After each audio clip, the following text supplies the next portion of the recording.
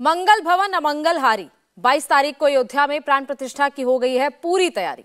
अब से ठीक 21 दिन बाद राम मंदिर के गर्भगृह में रामलला विराजमान होने वाले हैं। पूरे देश में इस वक्त राम लहर चल रही है। अयोध्या से लेकर दिल्ली और मुंबई तक चप्पा चप्पा राममय हो चुका है। घर घर जाकर राम भक्तों को अयोध्या से आया अक्षत निमंत्रण दिया जा रहा है। अयोध्या में प्राण प्रतिष्ठा के अक्षत निमंत्रण की शुरुआत वाल्मीकि बस्ती से हुई, जो प्रयागराज में मुसलमानों ने अक्षत कलश यात्रा पर फूल बरसाए। मुंबई में भी मुसलमानों को रामलला की प्राण प्रतिष्ठा का अक्षत निमंत्रण दिया गया। यह आरएसएस और वीएचपी की तरफ से चलाया जा रहा है सबसे बड़ा जनसंपर्क अभियान है। इस अभियान के तहत करीब आरएसएस और वीएचपी के कार्यकर्ता 10 करोड़ परिवारों तक पहुंचकर उन्हें राम मंदिर के लिए अक्षत निमंत्रण देंगे। देश के 5 लाख गांव में घर घर जाकर राम भक्तों को बताएंगे कि उन्हें 22 जनवरी को क्या करना है। आज से इस महाअभियान की शुरुआत हो चुकी है और अगले 15 जनवरी तक घर घर जाकर लोगों को राम मंदिर का चित्र और पीला चावल देकर अयोध्या आने का न्योता दिया जाएगा। यानी 80% हिंदुओं को एकजुट करने की कोशिश होगी। जाहिर है इसका सीधा असर लोकसभा चुनाव पर भी पड़ेगा। तो ये तस्वीरें आप देख रहे हैं जो अलग अलग जगहों में जिस तरीके से अक्षत निमंत्रण के लिए टोलियां वहां पर निकली हैं, उसकी तस्वीरें आप देख रहे हैं। अक्षत निमंत्रण अभियान से हिंदू तो एकजुट हो ही रहे हैं, इसके साथ ही मुसलमान भी जुड़ रहे हैं, जिसका सबूत आज प्रयागराज में देखने को मिला। प्रयागराज में आज जब अक्षत कलश यात्रा निकाली गई तो मुसलमानों ने फूल बरसाकर उसका स्वागत किया। ये तस्वीर बता रही है कि आज वक्त बदल चुका है और अब राम मंदिर की जो प्राण प्रतिष्ठा होने वाली है उसके लिए सभी धर्मों के लोग एक साथ आकर खड़े हो रहे हैं। अयोध्या से मोदी ने अश्वमेघ का घोड़ा छोड़ दिया है। 2024 के लिए मोदी ने अयोध्या से आशीर्वाद मांग लिया है। जिन्हें लगता है कि मोदी अयोध्या में सिर्फ उद्घाटन और लोकार्पण के लिए ही गए थे, वो सरासर गलत है। हिंदू जिस मंदिर के निर्माण का ख्वाब भी नहीं देख रहा था, मोदी ने उसे जमीन पर उतार दिया। सवाल यह है कि राम मंदिर के बाद हिंदू वोटों पर बीजेपी का कब्जा कितने सालों तक कायम रहेगा। मगर मास्टर स्ट्रोक तो मोदी का मीरा मांझी के घर पहुंचना है। यह हम क्यों कह रहे हैं, आइए आपको इस रिपोर्ट से दिखाते हैं।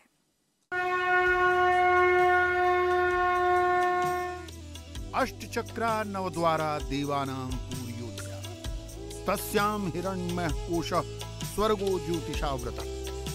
अर्थात देवों की नगरी अयोध्या 8 चक्रों और 9 द्वारों वाली है।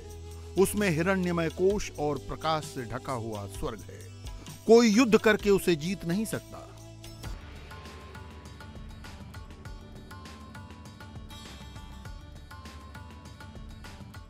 ये हम नहीं कह रहे।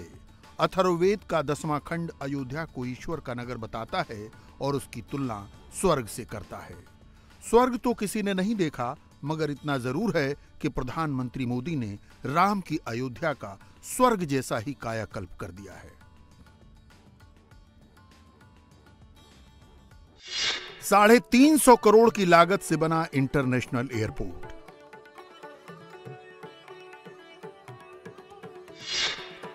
340 करोड़ की लागत से बना अयोध्या धाम रेलवे स्टेशन,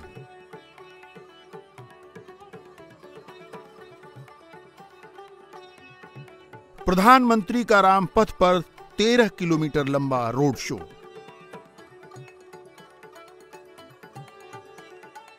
उनके स्वागत के लिए पूरी अयोध्या उमड़ पड़ी। अयोध्या की अटारियों से फूलों की बरसात हो गई।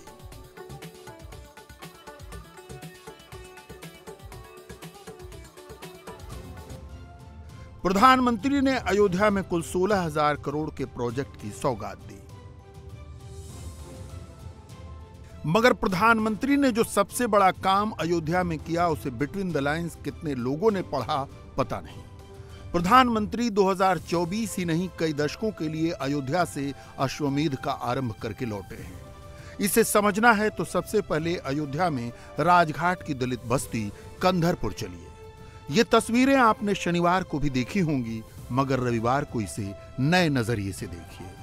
कंधरपुर की मीरा मांझी उज्ज्वला योजना की 10 करोड़वीं लाभार्थी हैं। दलित बस्ती में मीरा मांझी के परिवार से पीएम मोदी की ये बातचीत सुनिए। नमस्ते जी। नमस्ते। ओहो, ऐसा मत कीजिए आप लोग। तो आप सूरज के पिताजी हैं? अच्छा, और ये कौन है?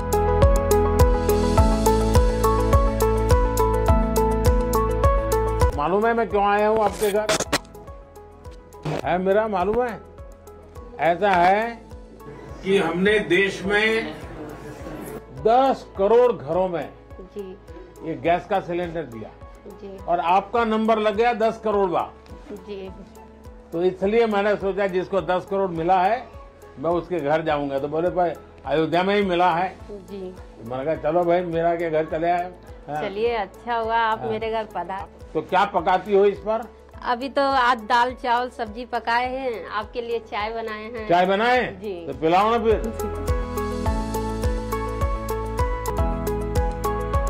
बड़ी दूध वाली चाय है।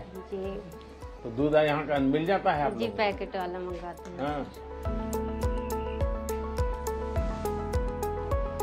बहुत मीठी चाय पीते हैं आप हैं? हमसे मीठी हो ही जाती मालूम नहीं कैसे।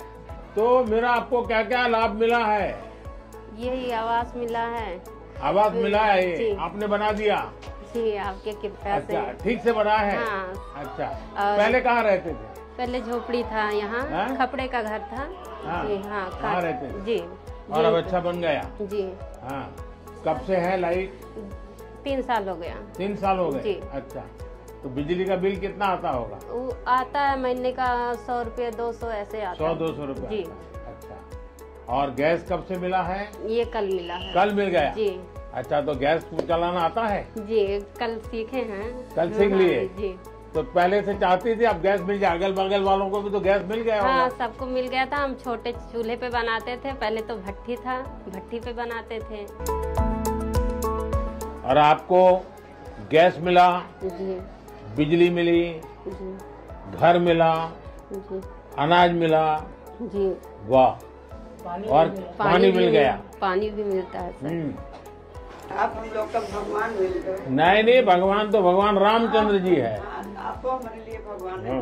हम लोग आपसे बहुत खुश हैं, इतना खुश हैं हम आपको इतना बयान नहीं कर सकते। हम तो उम्मीद ही नहीं किए थे कि हाँ हमारे घर सब भगवान ही भगवान। हाँ।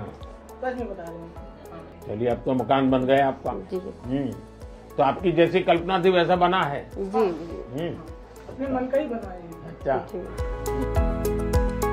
कितना मिला आपको घर बनाए? 2.5 लाख।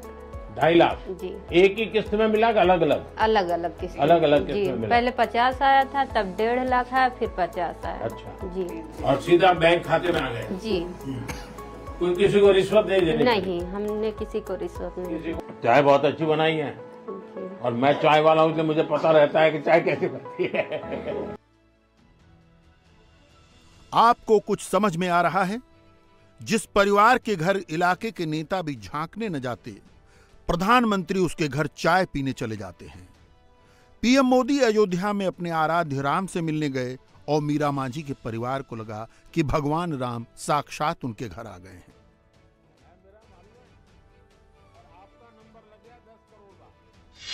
ये मोदी की रीच है लाभार्थियों से लेकर रामार्थियों तक। इंडिया टीवी की टीम पीएम के लौटते ही तत्काल मीरा मांझी के घर पहुंची। मांझी परिवार से राम की नगरी अयोध्या की ये सकरी सी गली, ये घर है मीरा मांझी का। ये कंधरपुर इलाका है राजघाट अयोध्या का। और मीरा मांझी को प्रधानमंत्री आवास के तहत ये घर मिला है। उज्ज्वला योजना में गैस कनेक्शन भी मिला है। मीरा मांझी उनका पूरा परिवार यहाँ पर हमारे साथ है। क्या हुआ जैसे प्रधानमंत्री को देखा? मैंने उनका स्वागत किया अच्छे से जी। बैठाए अपने घर पे, 10 से 15 मिनट हमको टाइम दिया उनने।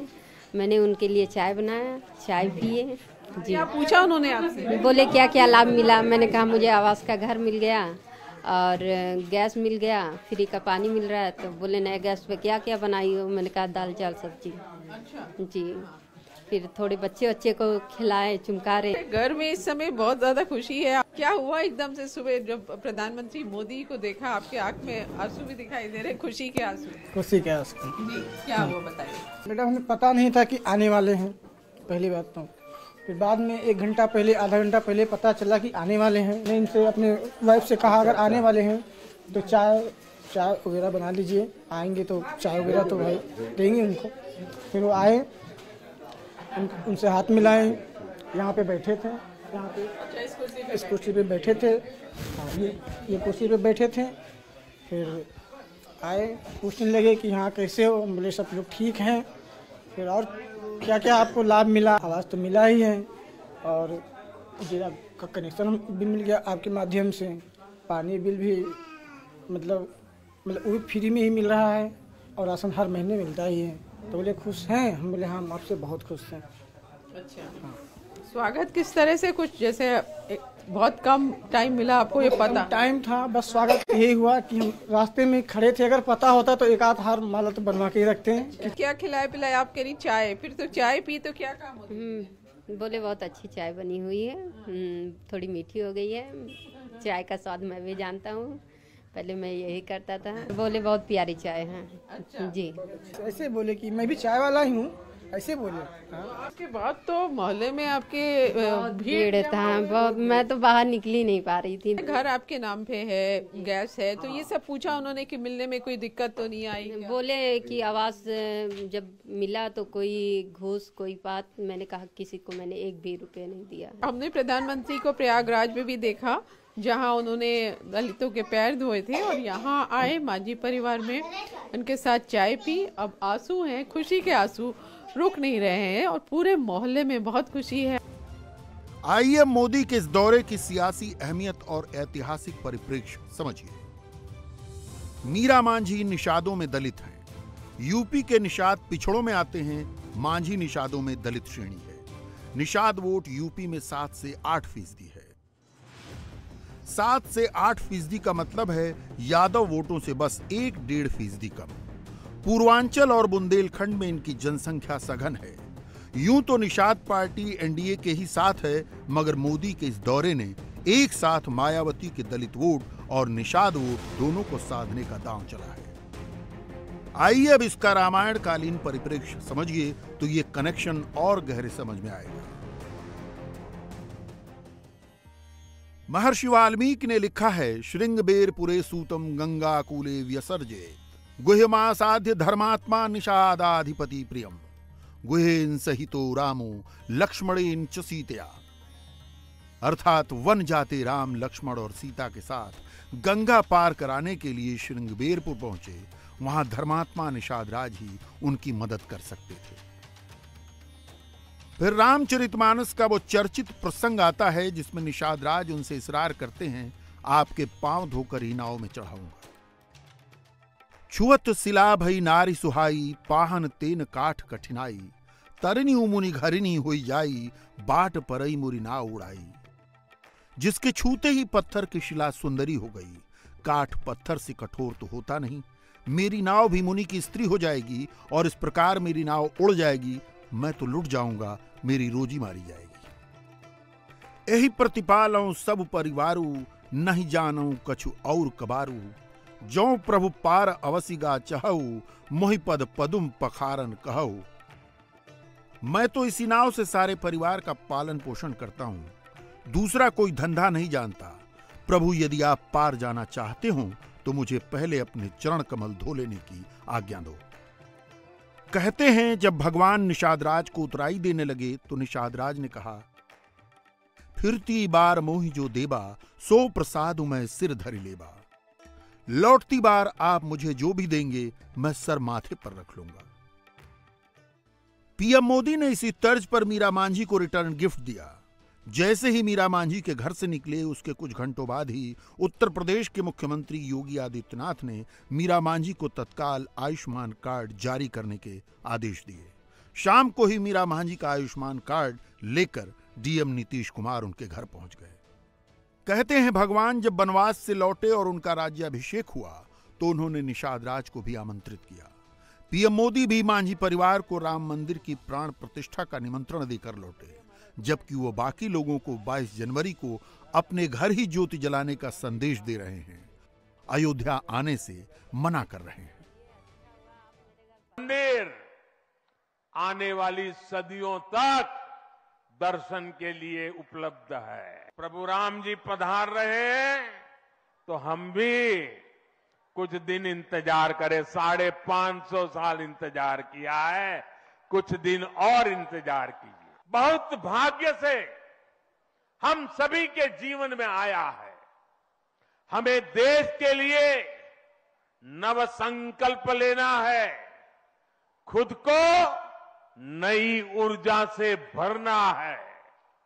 इसके लिए 22 जनवरी को आप सभी अपने घरों में, मैं पूरे देश के 140 करोड़ देशवासियों को अयोध्या की इस पवित्र भूमि से प्रार्थना कर रहा हूं, अयोध्या की प्रभु राम की नगरी से प्रार्थना कर रहा हूं।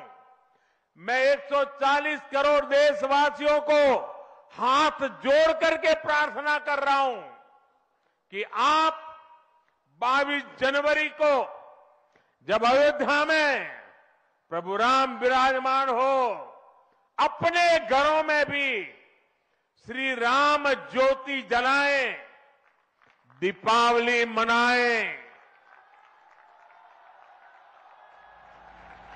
22 जनवरी की शाम पूरे हिंदुस्तान में जगमग जगमग होनी चाहिए।